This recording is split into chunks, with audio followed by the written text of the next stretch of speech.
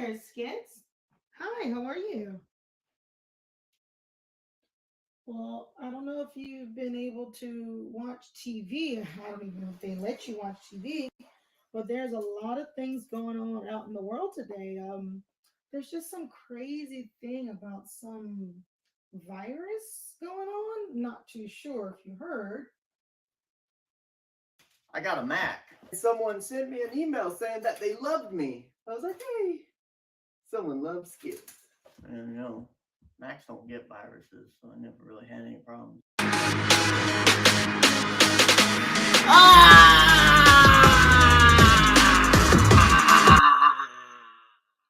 What's going on, everybody? Hello, hello, hello. What's going on? I'd like to welcome everyone to the SKITS Fun House. Okay, I gotta save my lungs. That was just like a test, man. That was a test. I had to just warm it up. Just you smell it? Oh yeah, you gotta warm it up because today is a big day. We got someone extremely special today. We got Ben Templesmith. He's gonna be stopping by in just a few minutes. I'm just here to kind of give you a little warm up and to say hey, but he'll be here in a few minutes. Well, let's just see what we got going on here. We got some people in the chat. Let's just go ahead and say hello to people in the chat, man. We got we got me. Here we go. Here we got me. We got Spawners in there. Hey, thanks for stopping by, Spawners. This is it, man. This is gonna be the show, man. Thanks for stopping by. I appreciate it. We got Black Star. We got my wife in there. Everything is a-okay. She's gonna be, like talking to everyone in the chat, saying hey, making sure everything's going okay. Let's see who else we got here. We got Leg Kick One. Thanks a lot for stopping by, Leg Kick One. I appreciate you, man. We're gonna be kicking this thing off here in just a few minutes with old Ben Templesmith. Is just gonna be great. He was telling me just a few minutes ago that he was getting his Red Bull, so he's getting that energy so he can actually be in here. So that's gonna be awesome. So thanks a lot. Oh, of course, looking good on the video, sounding good, great. Because when I first started it, I didn't have the headphones plugged in. I was like, oh my gosh, man, the headphones ain't plugged in. What's going on? So anyway, I took care of that while the video was playing. I just did a little snippet there from the Skits interview we did a while back. So go over there to our YouTube channel, the Skits Comic YouTube channel, like we're watching on right now. And check that out. Like I got some interviews on there, some older stuff. It's really cool. I'm gonna start sharing some of that stuff out because it's really, really cool. Gotta support you guys. Hey, thanks a lot, man. We appreciate that. We really, really do. Also, thanks to everyone. Hey, Metal Movies and Brewskis, what's going on, man? I appreciate you. Thank you for being here, stopping in and saying hey. Just wanted to say to everyone, hey. Go over there, like, subscribe, share this video, do all those things. I always forget to say those things. It's like, oh, like you got to promote. And I know I always forget to promote. So let's just do one little promote here. Boom. Go over to the website, get your Skits comics. We got all the comics you want over on Skits. Let me actually just go ahead and boom. Look at that. Buy now, ship now. That's right. If you buy it today, it ships tomorrow. That's just the way we do it. Also, we got some artwork over there on the website. Always going to be posting up some new stuff. I'm probably going to be posting up a new piece of artwork here soon. So definitely go check that out. We always got good stuff going on. So go on over to the website. Check that out. Let me go back over to the chat. Y'all are like doing way too much chat for me. I mean, it's like way lot cooler than usually is. So I appreciate y'all for being here. It must be because of the big draw. Also, the Downcast #3 came out recently. I just wanted to remind y'all, Downcast #2, I actually had a piece that I did in Downcast #2. Y'all should go over there and check it out right there. Look at there. Did a painting for the book. Isn't that cool? That's like the first building lifting off the ground. So always go check out Clint Stoker's stuff. It's really, really cool there. See what we got going on here. We got Verse Films. Hey, thanks for stopping by. Talk about the Skits One of a Kind art for the book. Yeah, I mean, I'm guessing Skits One of a Kind art. I'm thinking what she's saying is the art book that I did, where actually I took the Skits books, all 3 books, and I did like a handmade dust jacket where I sewed it shut and everything. It was really cool. It's actually over there on the shelf. I can't get to it because the cord just won't reach. But anyway, it's really cool. It's over there on the website as well. So check that out. Still for sale. So definitely check that out. Just been working on my day job, comics, and hanging out with family. That's what I'm talking about. That's what we were doing here this past weekend as well. What we got? Pork Chop Express. Are you a Memphis pro wrestling fan? Well, I got to tell you, I haven't watched pro wrestling like WWF since the 80s. It's been a long time since I've seen some wrestling, but I do know that they have it in East Tennessee. They have like amateur wrestling, and we've been thinking about going to some of those. It looks really, really cool.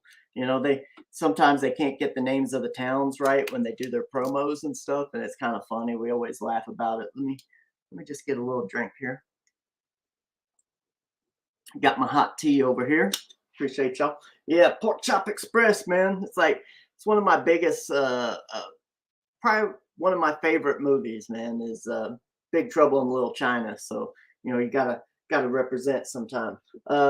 The book that I wanted to kind of show everyone, I always kind of show people a children's book before we get started with this. And the one I wanted to show today was Journey. This is actually a really, really cool book. It's Caldecott winner. It's got the emblem on there. And I just like the illustration in this, you know. It's like really cool illustration. Let me find a page to kind of look at here. You know, you got nice, cool, big stuff like this. Just love children's book. Always want to, you know, give shout out to illustrators and of children's books and stuff like that. This is some cool stuff right here. I've always wanted to do children's book illustration. It's one of the big things that I really enjoyed as a kid was children's books. So if you haven't seen this one and you're a fan of children's book and just good illustration, I mean, I don't really read these too much, to tell you the truth. I just buy them for the art. But Journey is really, really cool. And of course, we're going to be having Ben Templesmith here shortly. And one of the things he did was 30 days of, oh, geez, I'm going to have to take the plastic off that. But he did 30 Days of Night. One of my favorites did was M for Hatter, or Hatter M, excuse me. Get that. And of course, you know, Hellspawn. Hellspawn's awesome. He took over for Ashley Wood when he shut down. But anyway, we'll talk about that in a little bit. But I got everything ready. I got my doot-to-doot, you know.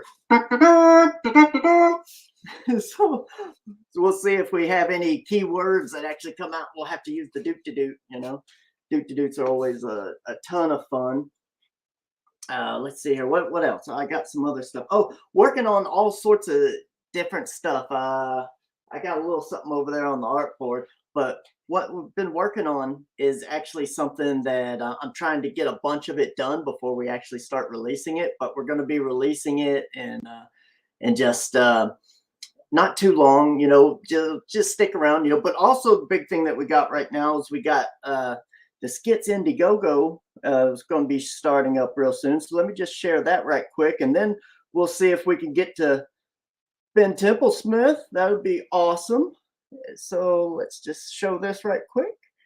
And then we'll get to it. All right. Boom, boom, boom.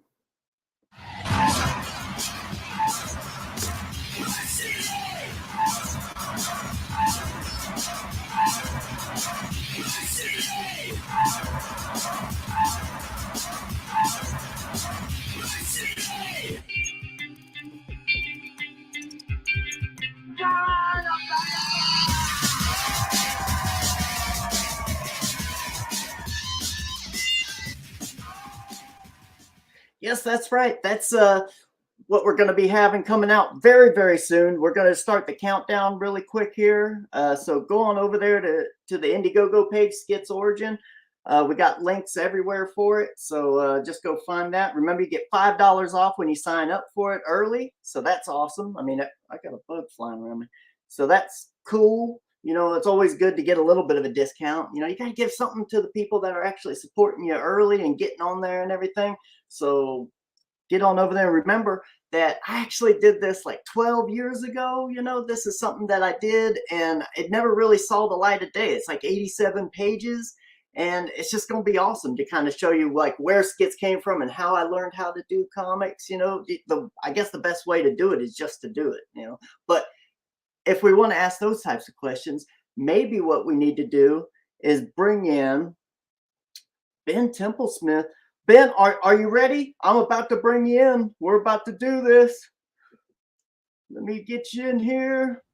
Boom, Ben Templesmith. Welcome to Hi. the SKITS Fun House!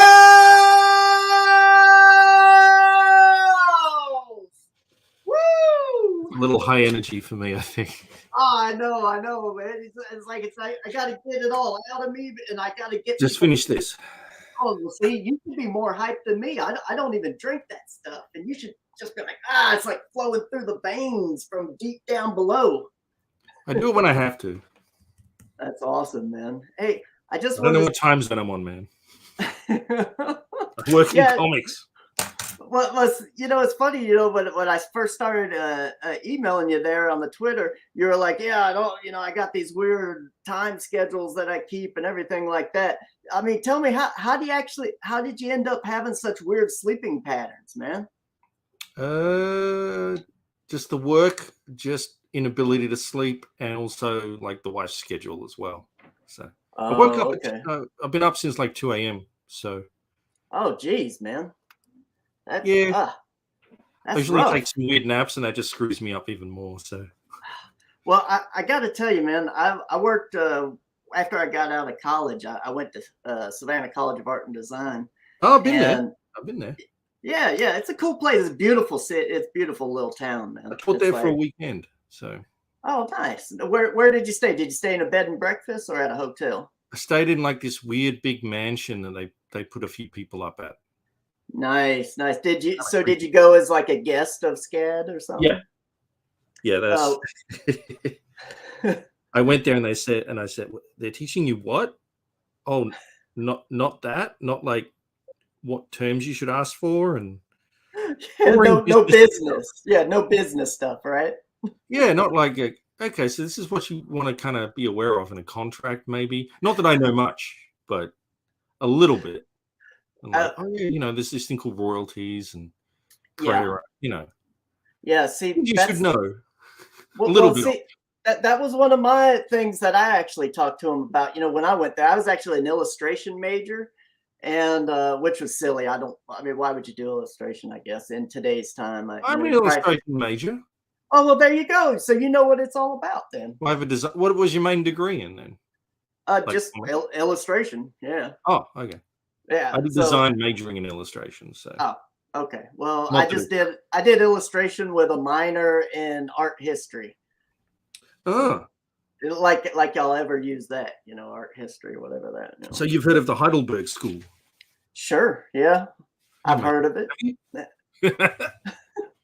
They're Australian. So. So I wonder, did when you went to SCAD, was it like for the fall event that they have where they bring in a bunch of people and stuff? I honestly don't remember when it was, except that it was not cold, although it probably never gets cold there. Not really. No. It was kind of swampy, so I'm going to say anywhere that's not winter, probably. Yeah, so it's probably either the fall or the spring. They have 2 times, and usually they do one in the spring for the comic book artists. I remember when I was there in 96, 97 year, they brought in Jeff Jones. And for me, that was like, he was my idol, you know, not as a pun since he did the Idol actually comic, but Jeff Jones was there teaching painting. Nice. And I was there like first thing in the morning when they had the sign up sheet, like as soon as the door opened, because I was like, I got to get in there and be, you know, with Jeff Jones. And then I showed up to the class and I was the only person in it. Not like What? no one knew who he was. But in hindsight, I got to spend the entire day, like 8 hours painting with Jeff Jones. So wait. Aren't you meant to turn up? It's like a class. yeah, well, I mean, you got to sign up. You know, they bring in so many people, and then you sign up for it's like a all day teaching thing where they teach it. You know, they bring in, you know, like they've had Bernie Wrights in, people like that. You know, Did it cost any more? no, it didn't cost anything. No, but SCADS isn't cheap. So you're saying everyone else just like, I'm going to pay all this money, but I'm not going to go to like a world-class illustrator doing stuff. Well, it's busy. Well, they had Scott Hampton at the time, and he was pretty hot, you know. So a lot of people went to his class, you know, to do the painting. But now we're getting to the root of it. Yeah, you know. So I was like, for me though, I was like, Scott Hampton. I was like, dude, Jeff Jones, man. It's like, come on. I got it. Well, that sucks that they double booked that way. Anyway, that's disrespectful. Yeah, it's like one at a time. One at a time. Well, you know, that's SCAD. You know, they probably, you know, they get who they can, and then they just bring in everybody because they got loads of money. You know, so. Well, I hope they were both paid well. I'm sure they were. Do you know how much I got paid for a weekend of teaching? With like four or five other people came on for that time. I would love to know. $150. Are you serious? That's it? Nope, that was it. Wow, man. They didn't do that anyway. They didn't. I mean, did you ask for more? Because I mean, you got to know. I didn't know what I should ask for. I didn't know anything. I was like, oh, cool. I've never been to Savannah. I'll go. Flew me out, put me up, and yeah, it was a lot of work. It was work. Yeah. All right. Well, I met some cool people though too. So yeah, you do. A lot of talents come out of there. Yeah, there's a ton that's come out of there. Actually, Patrick Reynolds, who did one of the covers for skits here, he went there. He was there in like 09 through 011 or something, or through 11, something like that, 2009, 2011. And I don't do years anymore, man. Yeah, I you know, I'm terrible with numbers. But anyway, you know, we started talking about this. I was like, I worked at a TV station after I got out of SCAD. And I worked the midnight to 8 a.m. shift, and I was a mess for like 3 or 4 months. Did you get to put subliminal messages in late at night and stuff, or early morning? Did you do a Tyler Durden? I'm not allowed. I cannot say that I did or did not, because the FCC will still come back and get you. Yeah. But. Well, I will say I had a blast, and it just was wink, one of the best. Wink if you did. Sweet. I mean, you could do anything. No one was watching. It was UPN, you know. So it was like 3 o'clock in the morning, 4 o'clock in the morning. No one's watching this stuff, you know. So well, can I tell Black Star you go and see Kent Williams, not me, in the comments. Clearly, you see Kent Williams. He's amazing. Yeah. What she said. I would stop and I would go and see him anyway. So we got Kent Williams to do a cover for Skits as well. How did you get that? That's amazing. My wife got it, actually. Oh, so I'm not going to go there then. Yeah, well, no, it was good. Like, see, I gave her a list. I said, here's like a list of all the people who are still alive that I would love to have do a cover. That is still alive. Yeah, well, it's like, if you know, it's like, it'd be awesome to have these, you know, but yeah, I was like, but Kent Williams was right at the very tippy top. And I was like, if I could get him on it, it'd be amazing. And she just emailed him, and he emailed back. He's like, yeah, send over the script. Let me look at it. And, you know, oh, wow. Yeah. I should do that. I just don't have the balls. I don't know him at all.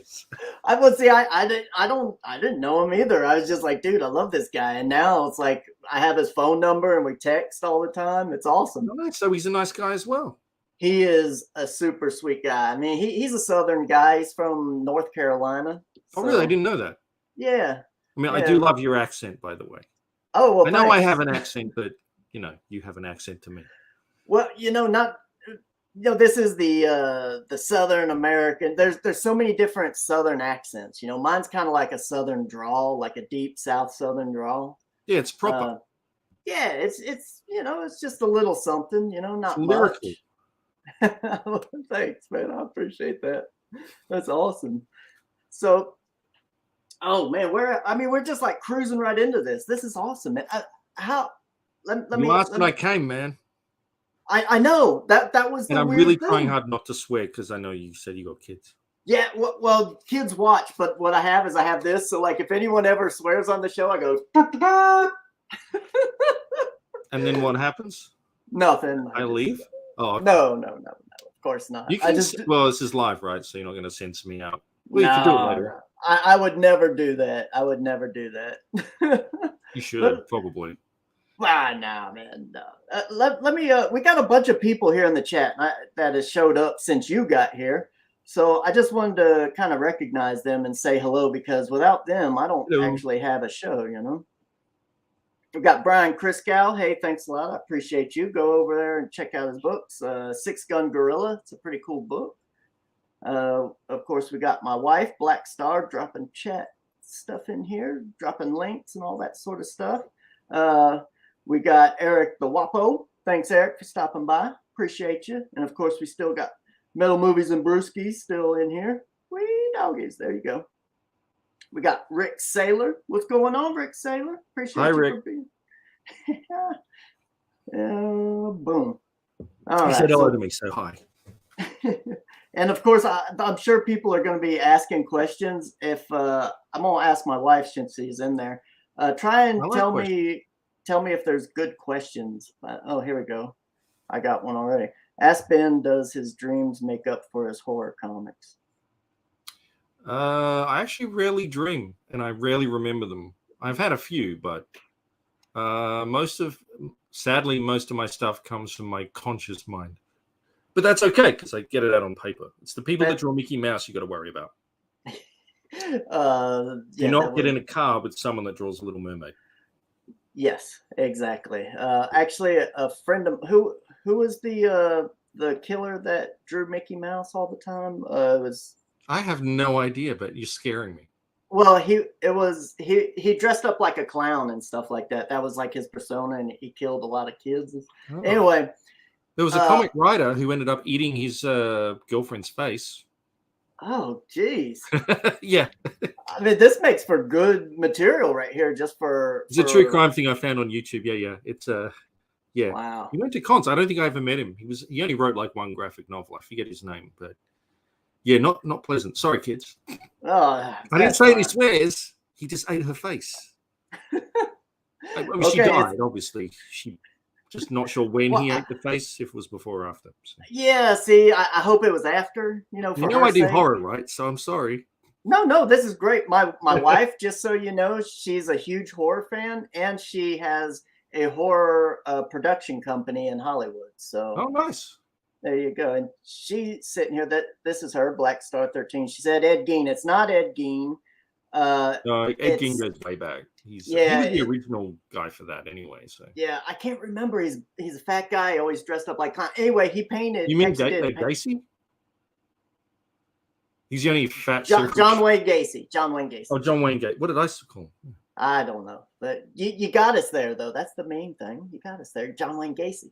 So my buddy in college at SCAD, he actually had a painting of his, an actual Gacy, of Mickey Mouse on like over his mantle. I went in one day and I was like, is that a real one? He's like, oh yeah. I was like, where did you get that? He's like, at a garage sale. I said, are you kidding me? It's like, what? Oh my god. I've met some interesting people at shows, and one of them was like an aficionado of serial killer stuff.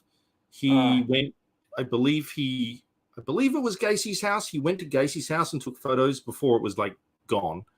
And there was like weird figures in a window in one of the photos. And he also had on him and showed me, he was just bragging, I guess, a copy of the death certificate for Ted Bundy or something. And he corresponded with a couple of these guys. He was an older guy, but like he was probably a little too into the serial killers for me. So well, I will tell you this: Ted Bundy, he was put to the electric chair in Florida when I was in 6th grade, and the reason why I know this is my school was close enough to the prison where they do that, where our whole school had a brownout when they electrocuted him. Wow. Okay, that's pretty cool. Yeah. I was about to say, so you smelled the burning flesh. No, we weren't that close, but we were on the same power grid in Central Florida as it was Florida Power and Light.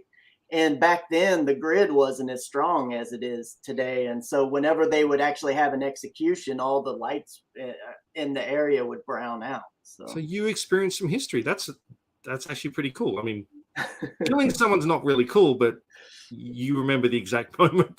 Yeah, I know. I remember 6th grade, man. He was a bad person. He kind of deserved it. So. Yeah, he was a bad one, man. Not really, just one of the. You got some here. All right, here we go. If you sent Gacy money for art supplies, he would do a painting for you. I was tempted to get him to do a portrait of Ron Jeremy, but that definitely would have opened a portal to hell. I didn't know he was doing commissions. Damn, I I kind of would have been tempted, but that, what, the D word? Yeah, no, it's fine.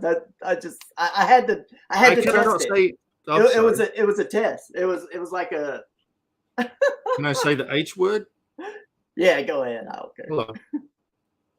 Hello. Yeah, I'd be tempted, but probably out of respect for his victims, I don't really want to. I didn't know he was still alive, to be perfectly honest with you. No, he's gone now, right? He's gotta be. He's gotta be. He's well and truly. And I'm not that old, so I don't think I probably was in line. Yeah. So, if he was doing them online, it would be easy. I don't think they'd be letting him do that now. Yeah, it's just one of them things, you know. But one thing I found out from a lot of the true crime stuff I watch is there's like dating websites where like inmates put up on death row and stuff. They put up dating profiles. I guess it's just to correspond, but like, they're allowed to do that. Yeah. I wouldn't think they should be anywhere near the internet, really. Yeah, well, you would think, you know, I've had a few family members who've been in the slammer, and you know, they have full access to the internet and all that stuff. So, well, it's like on death row though, and it's like, I mean, you can read the news, you can do like that stuff, but there should be a one-way street, so you can't put stuff back out there. Yeah, well, they put TVs in your cell. You're allowed to have a TV in your cell. So basically, it's like I am now. I just stay in my studio and I'm online and I watch. Yeah, but they get free cable. cable. Leave the house. I'd be made for it. Yeah, I mean, do you get free cable? They get free cable. No, it's not free. Well, see, there you go. They got it better than you do. Well, I probably have better food. So. Yeah, definitely. So there's that. Let me ask you. Talk about real stuff. I don't know. Let's talk about I like Joker. I just don't want the chat. Hope the chat don't mind. Oh, the chat's loving it, man. All these people are horror fans. I will answer any and all questions to the best of my ability. All right. So, how did you get very well, but I will try. Thank you. I do appreciate it.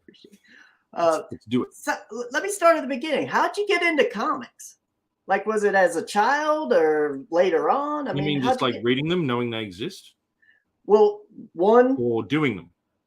1, reading, and 2, doing them. Well, you guys call a drugstore, we call a news agent because they sell or sold newspapers and magazines and crap. Mm-hmm. So I going there when I visit my grandparents, and my grandma would always buy me a couple of comics, and I got into them that way. Okay. A lot of X-Men when Jim Lee, Mark Silvestri and then Jim Lee, and then Incredible Hulk with Todd McFarlane. And then I picked up a couple of Spider-Man when Eric Larson happened to be doing them, and a bit of Conan the Barbarian. And that's what got me started. Nice. So what got you to want to actually do comics, and how'd you get into comics? Like, where was your break? How'd you get that? Well, I always did art, like everyone. Literally everyone always did art until they gave it up. Exactly. And 99% of people usually give it up because everyone draws as a kid. Yeah. So I just didn't stop. And I don't know. It's like when I understood comics and movies on paper, you can tell your own stories. And I always wanted to tell my own stories. I can't tell you like reasons or like why. It's just something that comes from within. It's in the blood, man. Comics are in the blood, as you should know. Yeah, I've told people that before. They're like, how do you have so much art, man? You always got like a ton of art you're doing. I'm like, well, I have to do it. It's not that I want to do it. It's like I have to do it, you know? So it's like asking people like, why do you like pepperoni pizza? Why that one particular flavor? It's like, well, because I just do. It's my favorite. I like it. yeah. It's like, Yeah. you can't explain it's fried chicken, man. It's like I gotta have fried chicken. That's just I the like way the it fried is. chicken too. Yeah. We exactly. won't talk about my poor diet though. I love fried chicken. No, wait. You can't just gloss over that. What type of a poor diet do you have? I gotta ask because I'm a foodie. KFC is something I dream of. I do dream occasionally about KFC. KFC. And then I immediately regret it after I've eaten it. But Popeyes is really good. I like Popeyes. So Popeyes is the best. I mean, yeah. Once I discovered Popeyes. So. Yeah, KFC it's like you got it. Popeyes. You know? Yeah, but the idea of KFC and the smell and just but immediately after you don't, it's like I regret that greasy piece of hell I had. So I never regret it. It's the best thing in the world, man. Popeyes is I mean KFC. I mean KFC in particular. Oh, okay. Just Popeyes, KFC. Popeyes is pretty good. I would eat Popeyes several times if I could in a row. I could eat it every day. I could eat fried chicken every day. You do not look like you do. Oh yeah, man. It's like I'll tell you what. I lived in a little town in southern Georgia for a while, and right next to me was an old chicken shack. It was like a place where you can get like really cheap chicken fried by like the best people in the world. And I ate there every day. It was like you get a 2-piece snack, like a leg and a wing and a biscuit for $1.99. So I was there every day, you know. In the olden days with good prices. Yeah, exactly. That'd cost like $15 now, or at least where I live. I gotta tell you, man. You're in California, right? I moved to San Diego pretty recently, so yeah. San Diego, okay. So yeah, I'm sure the prices out there are just ridiculous. My wife lived in Hollywood for like 15, 16 years. Oh, yeah, you guys aren't there now, though, then? No, we're in Tennessee now. So cheaper. Oh yeah, it's San Diego is still quite cheaper than Seattle, where I was. So Seattle is expensive. Yeah, I've never been to the Northwest there. You should. It's beautiful.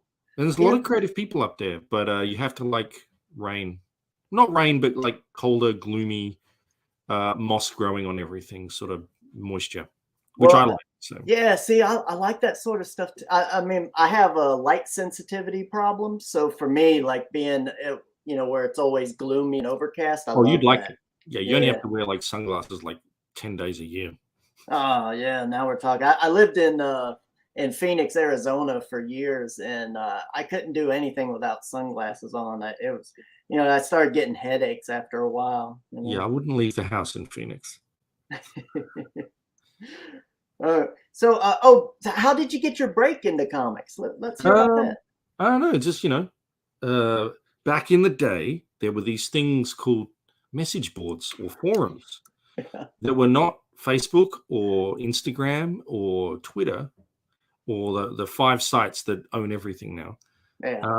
And people that liked comics would post on them and share opinions and artwork because they wanted to get into comics, and I did that, and it got seen by a few people apparently. So I got luck. Well, you make your own luck. So I was always practicing. When other people were partying, I was practicing. So I broke in twice. The first time was with Joe Casey, the writer.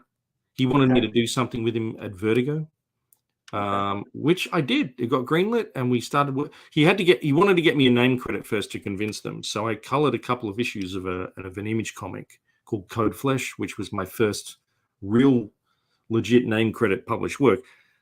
I had no idea how to color like the normal way. I just do weird stuff, but I tried.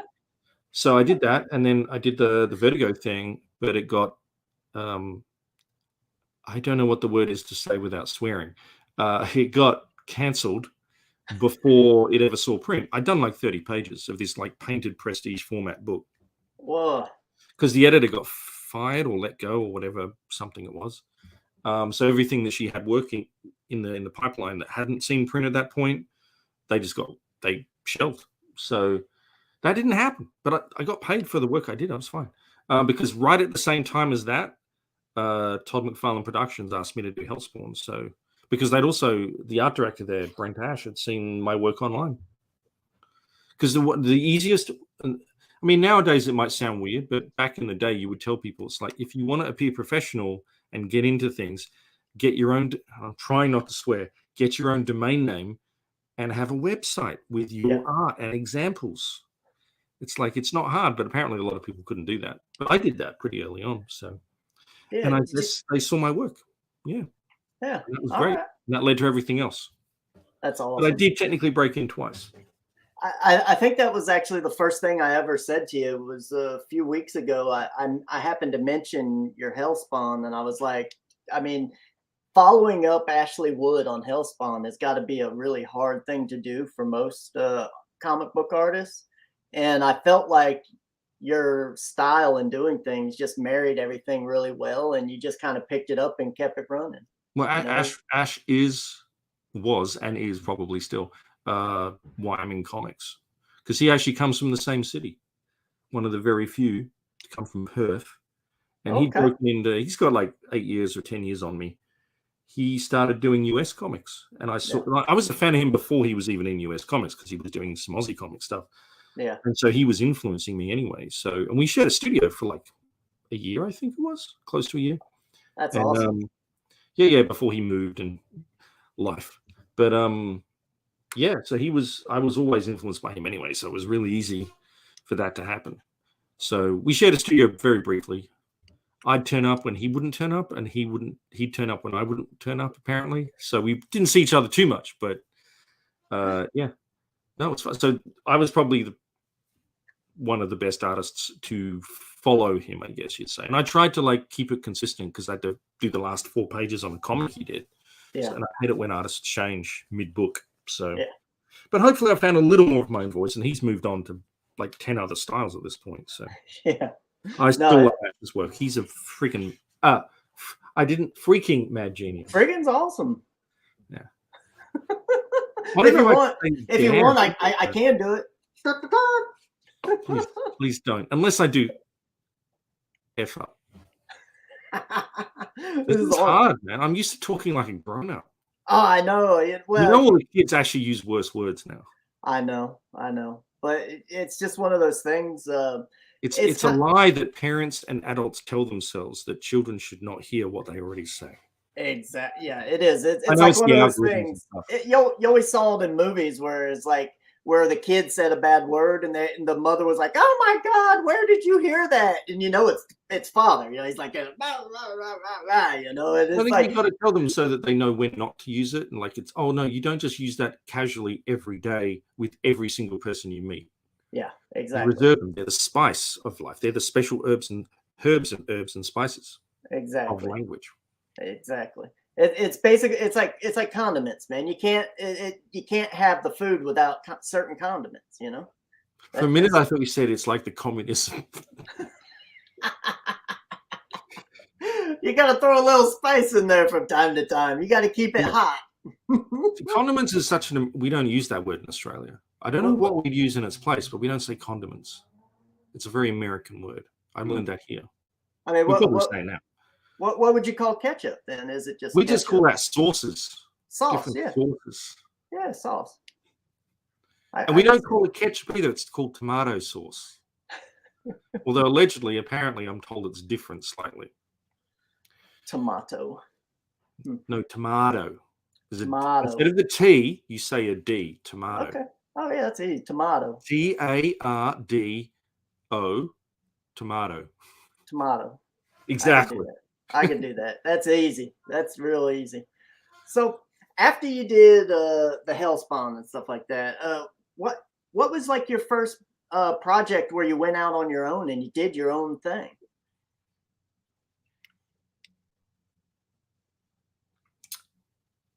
That'll be a book I wish I could redo, but don't want to redo anyway. But I did a book called Singularity 7. Oh yeah. which I really was like like that one. I was extremely high on the Matrix, I think, at the time. And like nanotechnology was like this new thing, like, oh, nanotech. It's like, oh, so I can make a weird sci-fi thing about that. So I tried. It was fun. The only reason I do comics is because I have fun doing them. So I thought the story was fun. You did all Well, right. I Did all right. enjoyed it. I thought it That was was my great. test drive before Wormwood Gentleman Corpse. Yeah, well, since you mentioned it, Wormwood, I mean, that's awesome.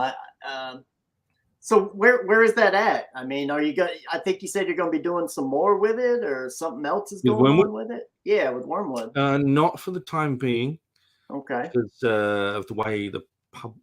Let's just say there's some issues there. Okay. But I have done more, and I've done it through my Squid Army fan club Patreon thing. So I've done like 6 miniseries of him now. One of them hasn't been published outside of me with a small limited run, but yeah. I mean, I do seem to average one every like 2 to 3 years. Nice. He's my baby. I'm gonna come Always been back to some more of that, but I keep getting questions for 30 Yeah, I like days. questions. Let's answer some questions. Yeah, I keep getting some like 30 Days of Night questions. So how Yeah, much? that's what I'm most known for. So, Yeah, I mean it was huge, you how know. much involvement did I have with the film? Yeah, None. none. It might be like slowly changing in Hollywood, and some of it depends on the your agent and if the publisher, how much control they have. Because Yeah, usually, if you use a publisher outside of Image, normally what happens is they want control yeah, of handling all of that stuff with their management team and their people. And at least in my experience is that you're generally kept out of the loop of all that, because the publisher has different interests than you do, but which is mostly money. yeah. So I've lost a few opportunities because apparently there wasn't enough money. But I don't care. It's like some things could just be fun. Sure. I know, like, I didn't have any direct involvement. I did like some concept art for a little web-based game that came out later on, which was nice. Hmm. And when I was on the set, which I got lucky enough to go on the set, all of my not original, but the comic pages were up in the costume department, and they literally referenced things I literally drew for the movie, like right down to like T-shirt designs and stuff. But not much of that like you can see in the film itself because it's pretty dark. But no. I mean, I didn't need to be there for that in that sense, and I didn't want. I mean, I had no idea what I could do anyway. Not much, especially on a live action thing. So, Well, I mean, you're the creator, so I mean, if they have questions about, I don't know, maybe they don't. I've never no. been on a set, so So the way that works, especially with comic publishers involved, is you're not asked to do anything, and you're kind of kept far away from that, unless you have your own management and people, and they're negotiating. Like, it's easier for a writer. So, like, Steve wrote the first draft of the screenplay, I think. So he was like that involved in the movie thing, but that's a separate deal to any like optioning it for a film or anything. But me as like the comic artist, I don't know really what I could have done too much because they already had it in the book. So, yeah. and I wasn't asking for anything either. It's just nice that it looked vaguely reminiscent of the art, and they brought a director in who knew what the hell he was doing, because it Well, took like 5 years and a lot of other people going yeah. through before they got to David Slade, who made a pretty Well, damn cool film. well, I got to say, like for me, I read the book when it came down. I was like, just because I liked you on Hellspawn and stuff like that. So I Thank was you for like, your horrible taste in art. Thank you. yeah, man, definitely. So I thought it was good. I was like, oh, man, this is fun. It's an interesting concept, and stuff like that. It was something that I hadn't seen before. And then when I saw that they were making a movie out of it, I was like, oh, come on, man. It's like, here we go. But then when the movie came out, I was like, dude, this is really good. I just felt like it took the book and just elevated it, to be perfectly honest. Well, They you got to did put a a heck lot of a more stuff. job. The book was only 3-issue miniseries, so Yeah. there was a lot more they could add and did add because it's a movie. So Yeah. but if it was a TV series, they'd have to add a hell of a lot more. But no, yeah, it worked out all right. Yeah. I And thought it was great. the movie option, not the movie itself, just the news of the option, because that was like 5 years earlier, got me a career rather than just doing at least one book, which was nice, or 2 books. Yeah. This is my wife's. Oh, that is like, can I bitch? I don't mean the B word in that way. That is the worst designed. I'm so sorry to rag on it. That is the worst. Look at that. That is horrible. And I have a design degree. They took an illustration I did, not a great one either. No, show the other side. Yeah, and they inverted it, and like they just did this garbage. That is not. No. They could have just asked me, and I would have done them up a nice illustration dedicated to that. Yeah, exactly. But no, that's not. No, that is like. I'm glad you guys like it and the collection, but had I had my time, because I like making things anyway. But goddamn, it's like, don't invert the art and just like, because it just looks horrible. Oh, sorry, what did I say? Just GD. Oh, sorry, that's bad. That's not a That's fine, man. I just like messing with people, man. Can I say JC? Yeah, sure. He exists. Well, that's just a person. Historical. Well, I gotta say, my wife, she wanted me to show it. She was like, "Tell him I really love the collection, and she loves the fact that it was signed and everything by both of y'all." So. I appreciate her greatly. No, this is the story behind that thing, because when I first realized it existed, I'm like, oh goddamn. I mean, GD. Sorry. You can't ask about my career and my life without like a few having words. Expletives occasionally. Sorry. I know. I apologize. Hey, if we're outside of live stuff, I'll talk to you. But anyway. Yeah, I bet you swear like an Australian. I don't even know what that means, but it sounds good. It means you swear proper. You Southern boys. Well, we could turn a phrase or two. Exactly. So we got another question here. How's Ben? Well, I guess that's what we've been talking about here so far. Feel about his work in movies or TV shows. How do I?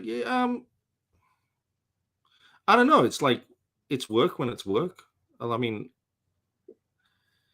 how do I put this? Each job is its own thing, depending on what you need to do. So it's not like I feel different about that work compared to comics. It's just whatever the nature of the job would be, and I can, individually, I guess. I did some designs for there was a film called The Boogeyman, and I'm not sure, I haven't actually seen it.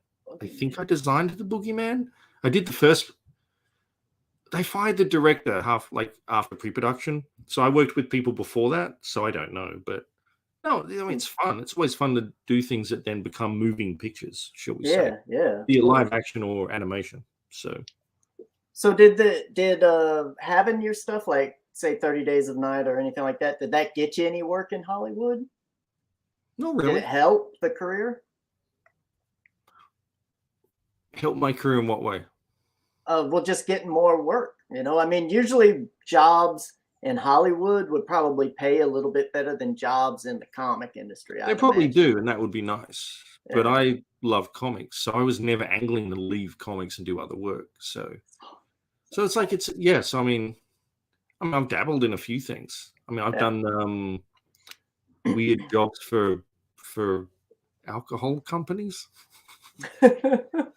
which involved going to the jungle in Panama and like weird stuff. But I'm not sure how much of that would ever be linked to the movie as opposed to just the book itself and how big it got and well known for a while. So I don't know. I'm thankful for it all. But I mean, I rarely turn down interesting things. So, and I do like to dabble. And the older you get, the more you want to branch out and try new things. Because not that I'm ever going to give up comics. I'm going to keep doing comics. But yeah. That's all. Well, speaking of comics and not giving up on them and continually putting out awesome artwork, we got your new book right here, Original Hate. Why don't you tell people about it? I can't swear. God, GD. I'm a terrible salesman, but it's all there. It's like they're back, and it's a Neanderthal revenge horror. So basically, you think human beings, we're not special. The only reason anyone ever thought we were special is because they don't have the perspective that there used to be a lot more of us, different species of human. And like until relatively recently, like the Hobbit they found in Indonesia, Yeah. 10,000 years ago is not that long. That's like not terribly long until they built the pyramids, which is what, 6,000 years or something. So imagine our weird perspective now, especially on race and various things, if there was actually a whole different human species. Species is a scientific category anyway, because apparently they interbred. I mean, lions and tigers can breed too, but they're still lions and tigers. Yeah. And it turns out, relatively speaking, time-wise, when Homo sapiens kind of enter the picture, a lot of other things tend to go extinct. And so in the story, at least, whether it's scientifically proven or not, we murdered all the Neanderthals if we didn't breed with them a little bit, because we all have a bit of DNA. And we find some frozen, and this crazy billionaire guy has a cryogenic sort of industry business thing going. He knows how to thaw them out, and they remember what we did to them. So a bit of revenge there. That sounds really cool. I like that. Kindly to being massacred, basically, and being made extinct. That's awesome. Oh, it's a nice idea. It came from like this. There's he's Australian, a crazy Australian pseudoscientist. He's not a scientist, but he has this crazy theory that like the original Boogeyman / big baddie instinctively that we have, I'm gobbling it up, but he thinks that Neanderthals were like man killers, and they'd eat us. And they were they'd eat humans, and take away our ladies and do bad things to them. And that's how that you got the should we say interbreeding. Yeah. He's a complete crazy theory, but he turned them into like these crazy boogeyman type monsters, basically. And I'm like, no. I think they're, but I took a bit of that and then added like, okay, well, Neanderthals did look pretty much like us. So I don't know. They're still I'm pretty sure they would have been way stronger than us. I mean, chimps are like 4 times stronger than us, I think, at least. Yeah. So they could rip your arm off. So these guys are wild. Like, I mean, even older human beings used to be pretty much stronger and taller, and had bigger brains than modern humans. So sapiens, I mean. So I don't know. It's like it's all mixed up in there. And there's a lot of fingers in eye sockets, fists through chests, and ripping of things off that hurt. All the things that make comics awesome, right? Yeah, it's a horror thing. Yeah, exactly. Lots of splattery stuff, because that's my style. So I don't know if people have liked anything I've done before. They'll probably like this. I'm a terrible salesman. I just talk about what I like, which is drawing things and people being ripped up. Well, here's the thing. Like, I'm a terrible salesman too, to be perfectly honest with you. I'm a terrible speaker, all those types of things. No, you're not. You're pretty good. My wife has helped me out a lot, because she's an actress, and usually she goes on the shows to help me promote the book. She's like, you got to talk about this, and this. And then I'll get on a show and I'll just start talking about fart jokes or something like that, and I'll forget the book entirely. And then she's like, no, then she'll pull everything back and actually start talking about stuff. So there's nothing wrong with fart talk jokes stuff. I mean, exactly. I don't think so. Possibly not for more than 10 minutes worth, but it has relevance. Yeah. Now, would you like me to play your video, or you can? I mean, I have no objection to it unless the chat doesn't want it. No, let's go ahead and play it. We'll give them something to look at. All right. Yeah, and big ups to Neanderthals in the chat. It was good. They were people too. They actually were. So, all right, let's go ahead. Let's play this thing.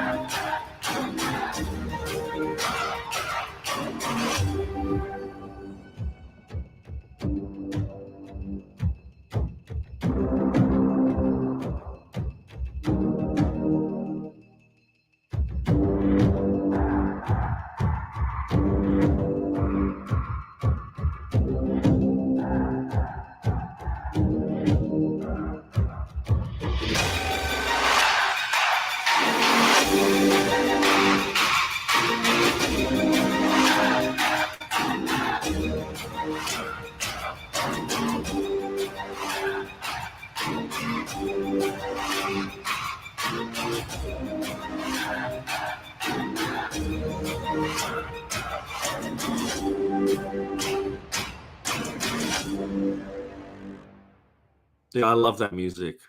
Yeah, the music is really, really good. And I like the fact that you didn't have like talking over it. I know a lot of people when Yeah. when No they do one these needs me to things. talk. Yeah, No one you know, does. that's the way I figure too. I actually really, I'm not exactly that good at it, but I enjoy making like trailer things now because it's like, yeah, I get to choose music and put some visuals and the typography thing aspect is like, yeah. Yeah, So like it's just cinematic. more It's design and storytelling. more art, you know? Yeah. I'm still learning how to use horrible Adobe software, but I should swap to other stuff. But yeah. No, that music I lucked out finding that music and buying a small license. So Oh, there you go. I can't remember the guy's name, but he has a whole website full of music. We got a question here. When does he create the ending for his comics? Does he really have it in mind, or does he write and then it comes later? Honestly, like it comes later, but this was like planned as 3 books. So I plotted out each book. I mean, in the end, I knew roughly what an ending would be overall when I came up with the whole thing. But like writing it out, just like figuring it out logistically, is done in like the plotting stage for each book, each of the 3 books. Mm-hmm. But so it's like meanders around because I don't write scripts like normal people because I'm doing the whole thing. So I can say, okay, there's this scene, there's that scene, there's that scene, there's that scene. Then I write some dialogue, and then when I go into layouts and I pace it all out, and because dialogue for me still comes first. Yeah. So I don't really know exactly how it ends until I get to the 3rd book, and then I make it fit and work. I'm like, I know who lives and who dies, put it that way. But yeah, does that help? I don't know. It's a very organic process, especially because I did this through my Squid Army Patreon thing. So I was doing 2 pages a week for a long time. So it's like a journey, and it's like, oh, things change along the way. So it was nice. Well, so you Patreon. What do you mean you were doing 2 pages a week? Were you actually drawing 2 pages, or were you just writing? Producing, shall we say? Because I'm a producer. I have a producer credit in this book, which every comic creator should do. If they're doing it, if they're publishing their own book as well, you're a producer. Yep. As a term that the other industries use. I have to give 2 pages a week of whatever project I'm working on, which I'm a little late on right now because I've been doing this. But, yes. But I'm also doing like 5 projects on there right now. So well, what type of community? That's how long it took to do that whole book, pretty much. What type of community do you have? Are they really engaged in this? Because this is kind of funny because I was thinking of doing skits this way as like, something where people can actually get more involved and have complete overview of everything that I'm doing. We'll put it this way. Patreon is like a more successful Substack.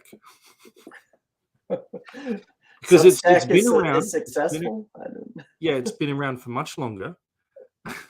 And the company itself apparently is worth like $4 billion.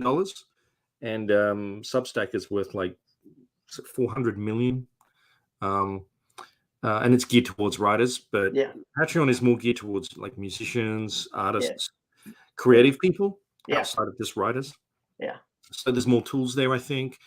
It's just more established. But like I show all of the process work for every page I do of every project I do that's not like work for hire that I'm allowed to show. So I take people through the whole creative process. I have polls where I ask them, what project should I do next? Or what do you guys want to have in your I'm not going to call them gift packs, because like at a certain tier, people get a complimentary printed copy of everything I do. Yeah. Wax sealed packs with prints and stuff. Nice. But yeah, no, I'd say they're an engaged audience, especially from the fact that they give me money to let me eat while I produce the work. Yeah. Well, I recommend it. The only issue is like, if you don't, it depends on your audience. If you don't already have an audience that you can bring to it, it's much tougher, because it's not like a crowdfunder where a community finds you.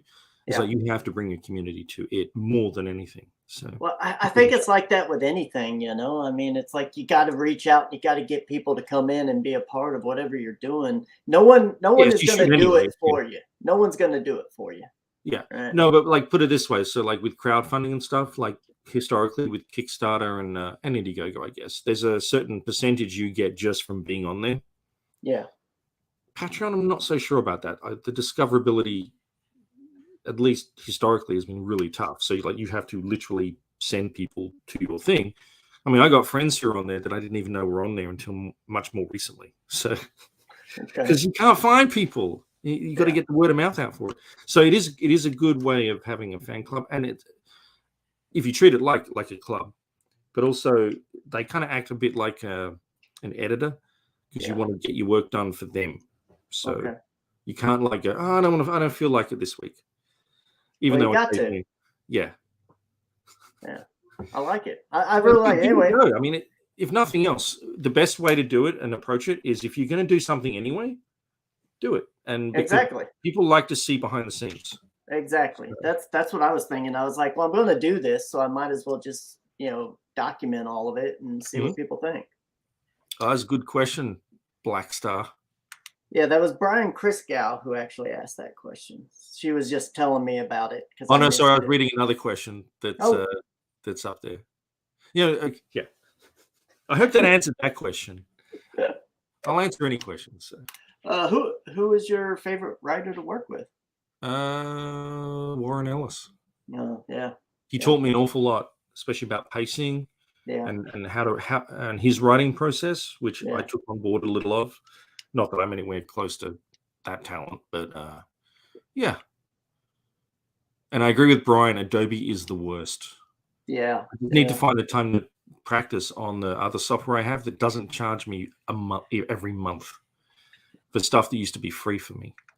Because I had old software and then my computer died, and I can't reauthorize the old software because they turned the GD servers off.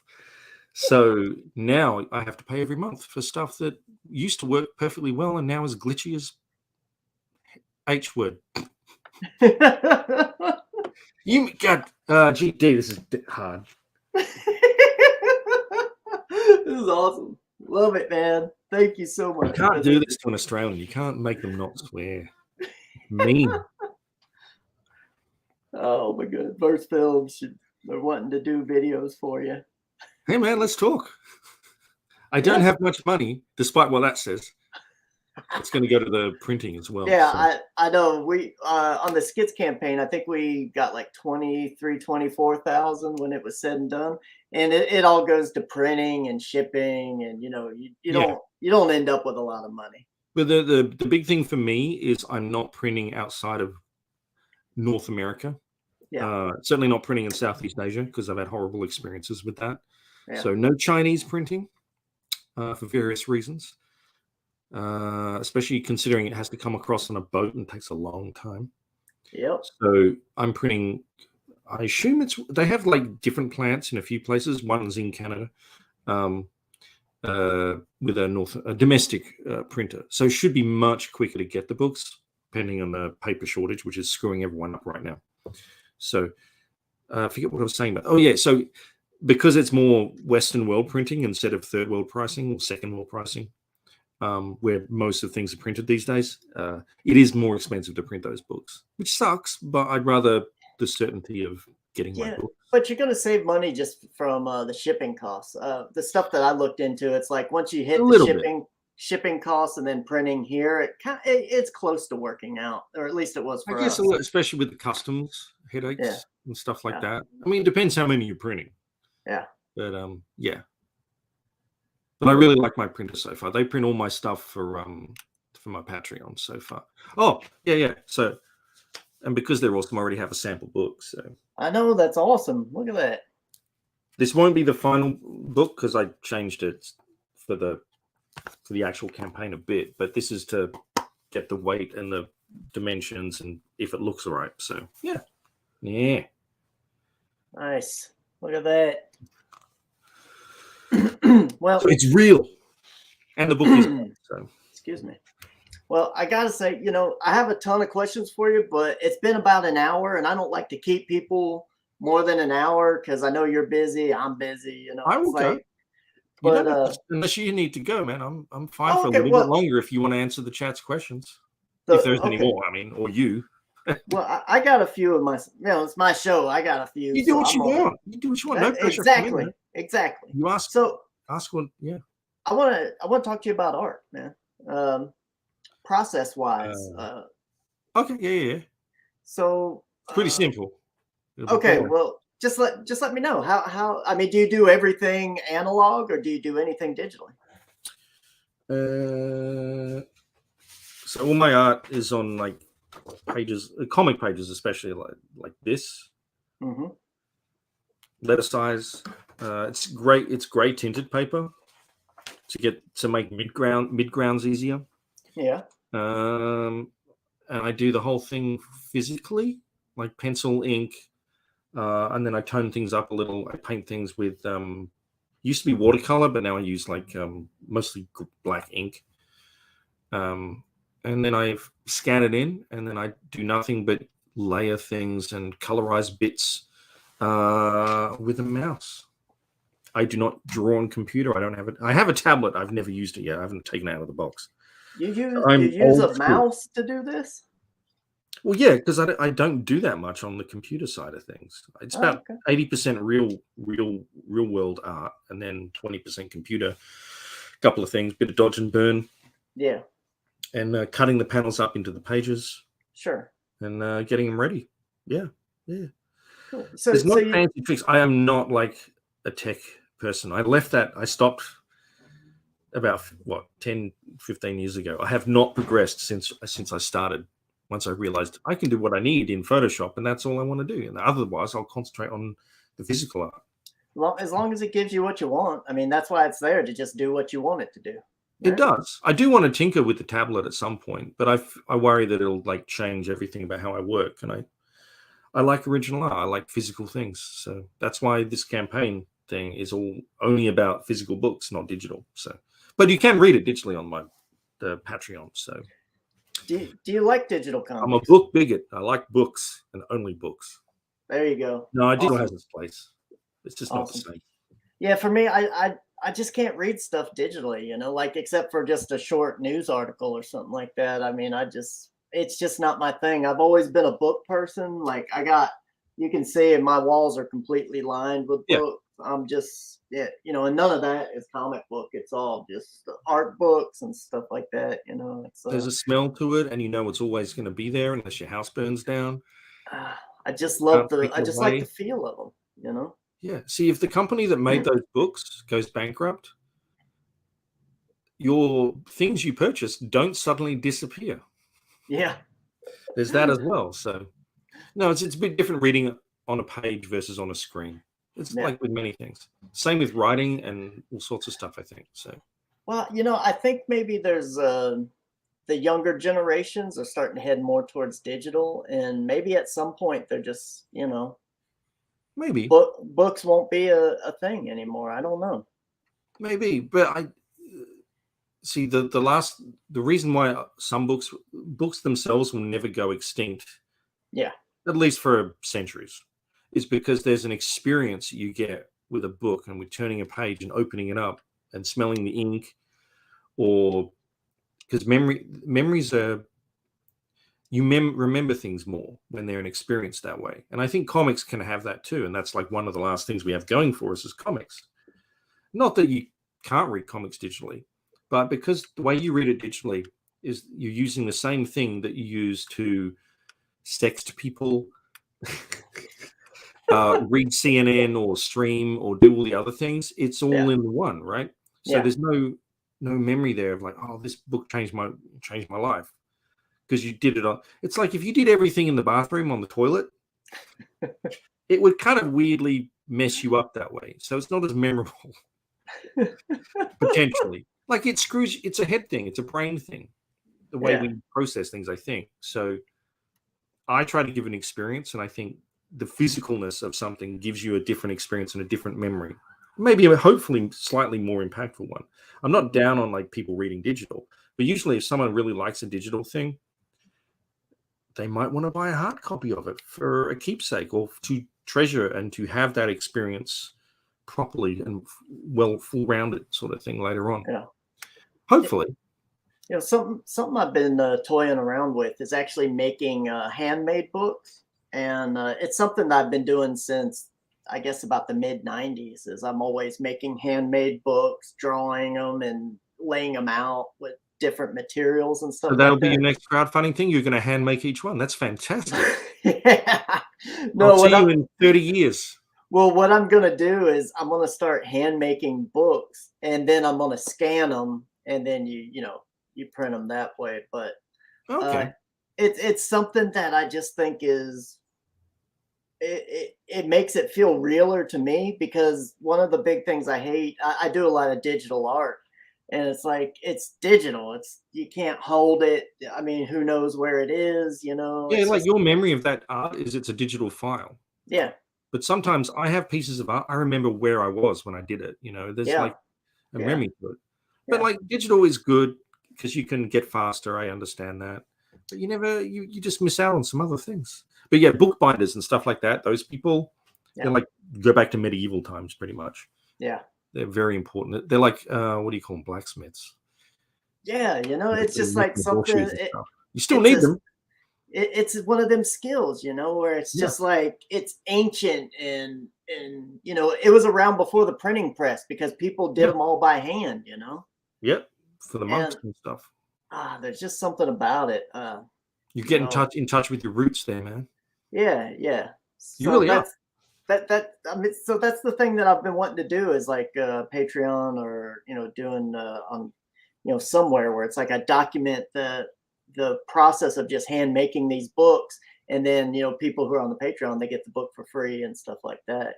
So wait, handmade books for free? Well, we'll say complimentary with membership or something like that. Well, when they're not technically free, but yeah, it's part of the membership. But yeah. You're not getting the handmade one. You're actually getting the printed version of the handmade, but you go along with the process of making it. Nice. That's a cool idea.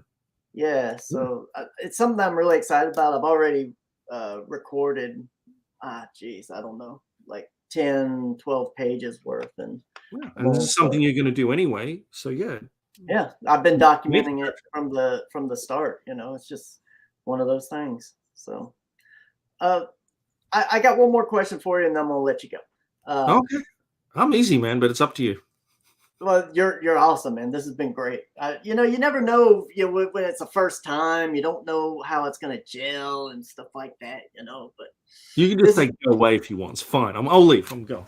Get out of here. I'm tired of you. I have another podcasting to do like at 7 p.m., but that's ages away. So, but yeah, I'm fine for questions. It's fine. Until you say, Ben, go away.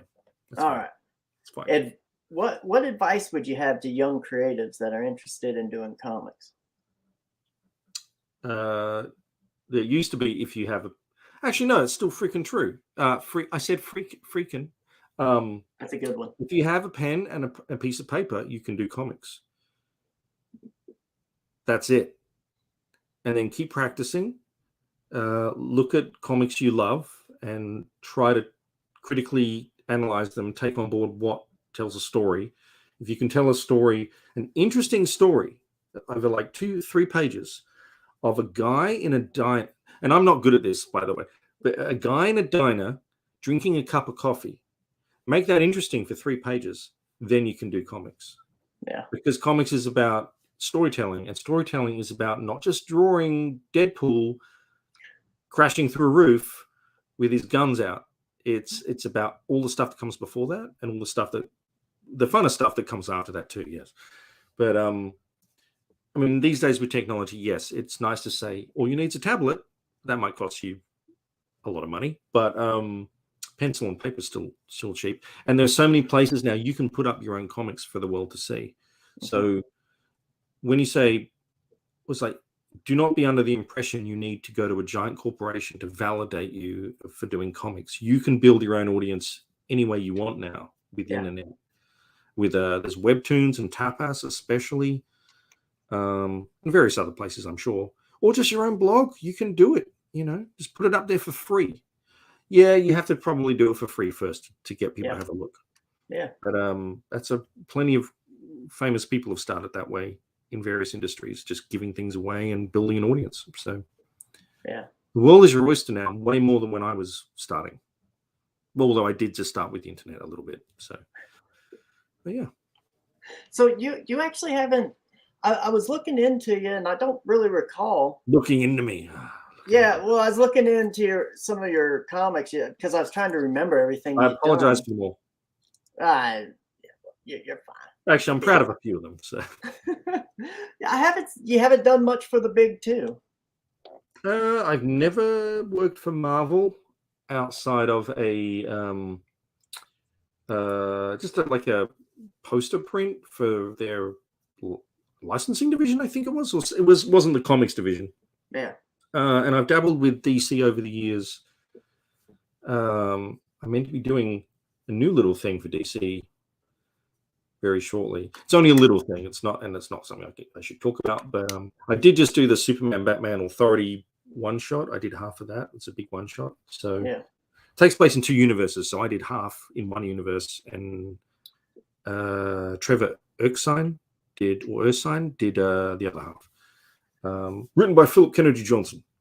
Came out a couple months ago, I think. And I've done some Batman stuff and Gotham by Midnight. I saw that. Here's the thing with me is I'm probably one of the most stubbornly independent people I know. In that I don't pitch. I'm not questing to work for Marvel or DC or work for hire stuff unless it comes to me, in which case I'll probably usually say yes. Yeah. But it's only when they want me. I'm here. Marvel have never asked me, probably never will. I grew up on Marvel stuff, but I grew up on Batman too. But yeah, no, DC occasionally asks me to do things, and I always jump at the chance because especially if it's doing things that are not what I'm used to doing. I like a challenge that way. Yeah. But I've probably pitched or been part of a pitch twice in my life, and they've never really gone anywhere. So it's like I don't need to devote my time to pitching things of other people's stuff. I'll just do my own thing. Yeah. And I've been lucky enough to still be here. Well, I gotta tell you that's always been one of the things I've liked about you is you're just doing like your own stuff. You know, you're doing side stuff, independent stuff. I just find that exciting. You know, to just do like one of these. This was kind of an odd one, but I really like this. The Hatter M. I did that because the what was his name? You could tell me his name. Frank Better. Yeah. So I get emails sometimes, and people ask me to do things, and I either say yes, no, or give me some time, and maybe I can do it. He's actually an interesting guy. That guy, Frank, is I think he's a world champion skier, like with the going down and off the ramp thing. I think it was. Yeah. He was also a producer on There's Something About Mary. Really? Yeah, he's That's an awesome movie. Guy, yeah, like that guy's had a life. And, awesome. And that book was like probably the weirdest, not weird, but like out of my normal realm that I've ever done. So I mean, it's an Alice in Wonderland, Mad Hatter as Wolverine essential sort of thing. So it's weird, but I really liked them. You know, I thought they were all really good. And you just did the first one, I believe, right? Yeah, I did the first one. The first full book thing. And it's weird. People either know me from that and nothing else, or they know a lot of my work, but never that one. It's like a very different audience usually that likes that one. Well, personally, I really wish I could redo some of that art. I'm not terribly happy with all of it. But well, I was young still. I was young. Well, I think I ran into him at a comic book convention, maybe in Phoenix at the time, and I just looked at it and I was like, this is kind of neat. And then I seen your name on it. I was like, oh, look at this. So then I bought it. He was there. He signed it. Yeah, I help sell some books. Yeah, yeah. I'm always signing books that Frank's already signed, so I assume he sells a lot of them. Yeah, he's a born salesman too that way. Yeah, he must have been because he got me to buy it. Yeah, he has a pitch and a spiel, and he's very engaging at shows doing that. So that's awesome, man. Yeah. Well, that's gonna be it. I'm just gonna say thank you, and can you tell people where they can find you and pay you? You can send checks too. People still use checks. They're phasing them out.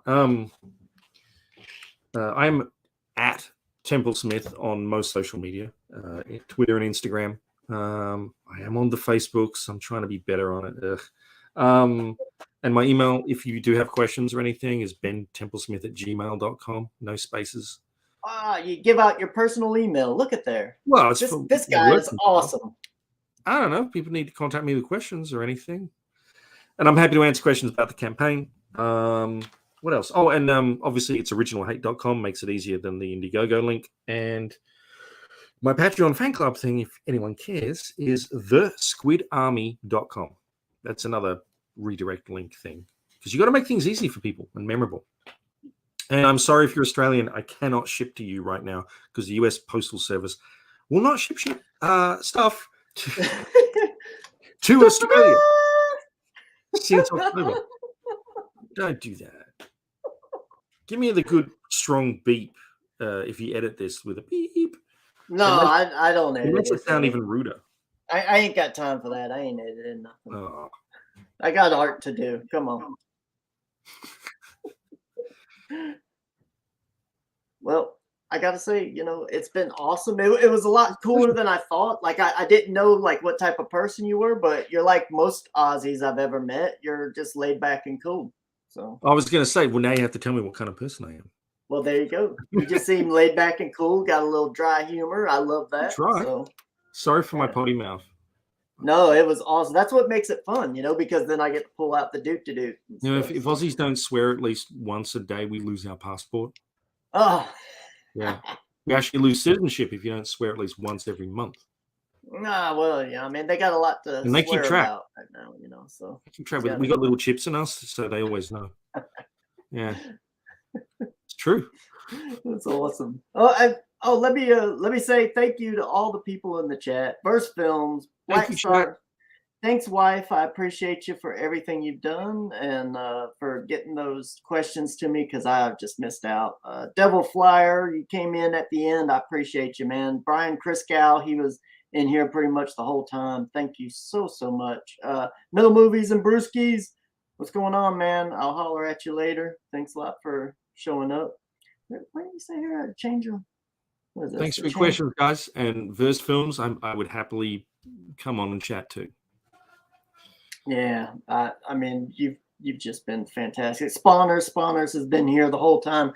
Spawners is a Twitter group. They're a huge fan of Spawn and Todd McFarlane, and they contacted me a few days ago. They're like, "Hey, do you have anything new that you're doing?" And I was like, "Well, Ben Templesmith's going to be on in a couple days." They're like, "What? We'll be there." So, thanks a lot for showing up. We appreciate you, Spawners.